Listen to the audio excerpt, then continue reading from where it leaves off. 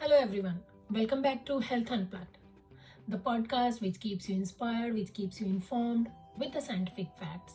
I'm Anshu, your host and host in your healthier lifestyle journey. Today we will talk about a very important topic, the hydration, which is very often overlooked. Uh, we all know that water is essential, but why it is important? How much is important for us? What it impacts if we are not hydrating properly? What are the beneficial roles of water in our health? So all these facts we will dig out in next couple of minutes. So let's start with the very basic things of hydration. Let's understand the basic concept.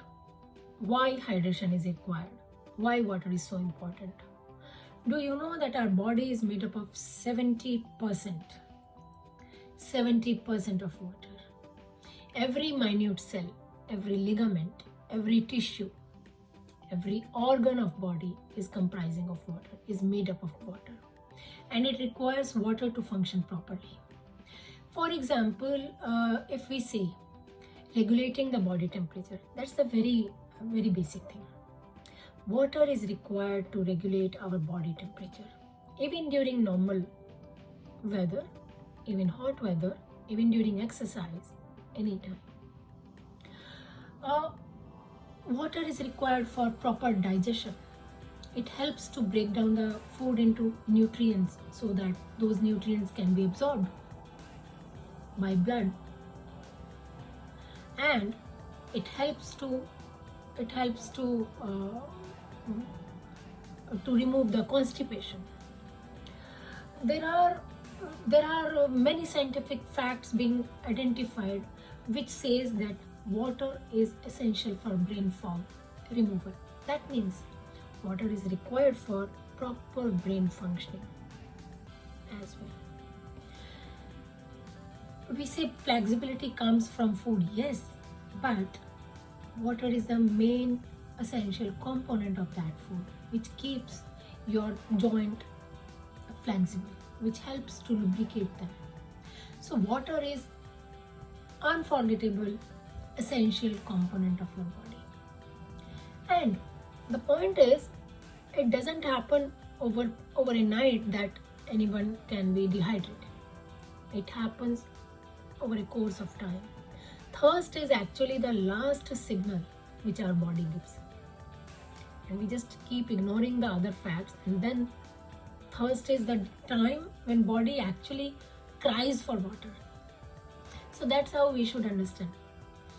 So sometimes it happens that we think that dehydration, when dehydration is happening, that means we are deficient in water.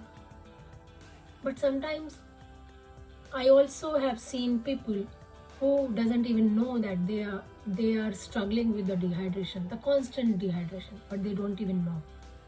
That's a constant dehydration phase where their body becomes habituated to a state of dehydration and is struggling with that, but they are not understanding that it's a dehydration phase.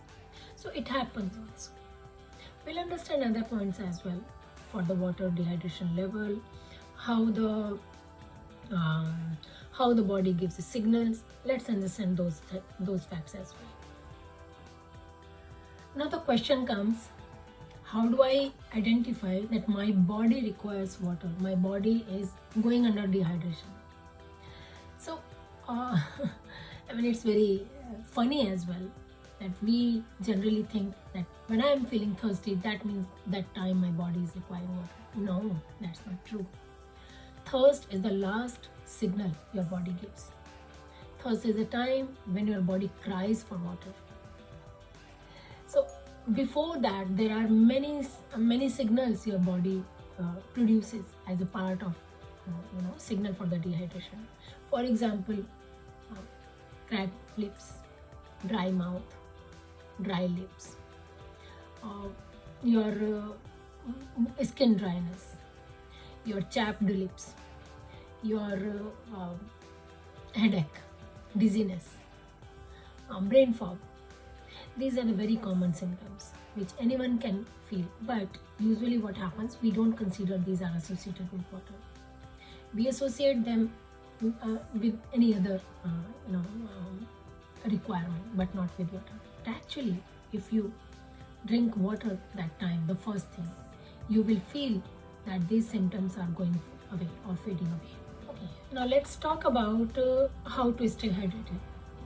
Plain water is the most important source of hydration, or the hydrating material, which we all know.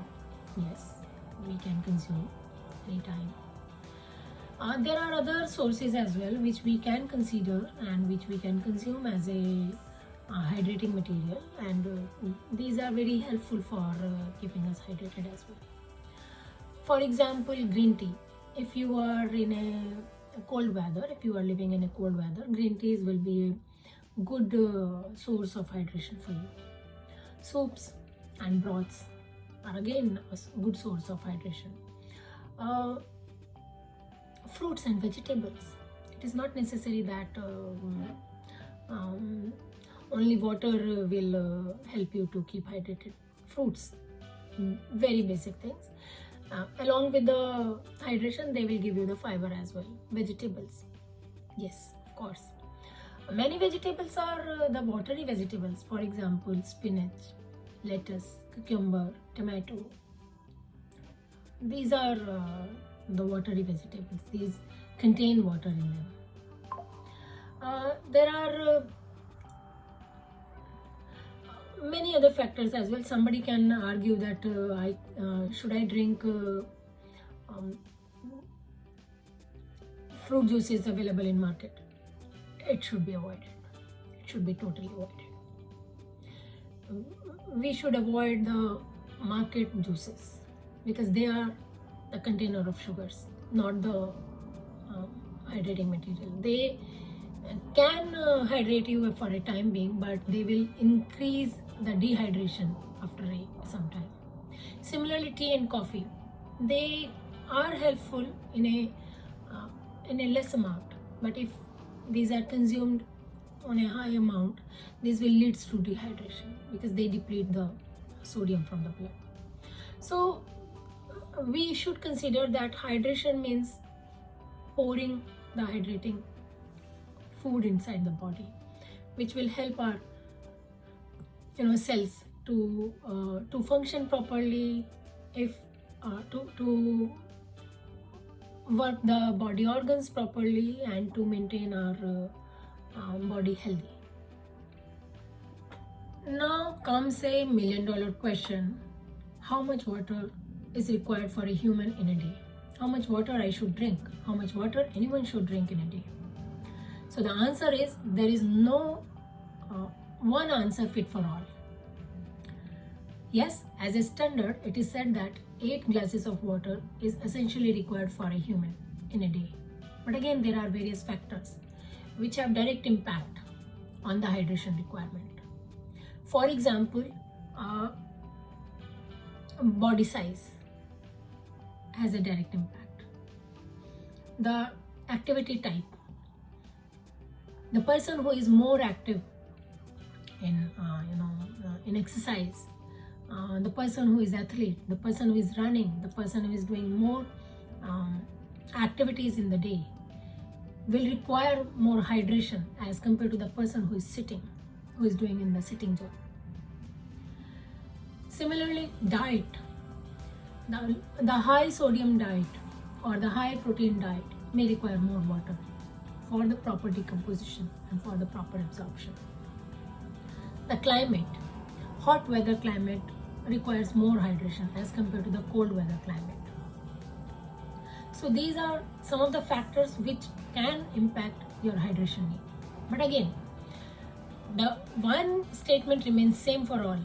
We need water, we need hydration for our body functioning, and we should keep it hydrated regularly. We should not wait till the time the body goes under the thirst condition. And if we follow this point, I think we will be able to moderate the hydration of our body regularly. Now, some of the persons ask that how to remind yourself to stay hydrated. It's a habit that needs to nurture. First we need to create a habit, then we need to nurture that habit. This is my state of saying every time. So first is we should make a habit. How do we make the habit? If we are not good in making a habit, or if we are not good in relation with water, then we can start with few of the tips. Start your morning with 1 or 2 glasses of water. Add some lemon to it. Add some honey to it. Carry a water bottle along with yourself. I do carry my water bottle all the time with me. Add some flavors to your water. Add some berries, add some cucumber, mint, these things to your water, lemon to your water. This will give you a flavor, and this will help you to take a taste of that water. So first build that habit. Once the habit is built, then you will be able to nurture that habit.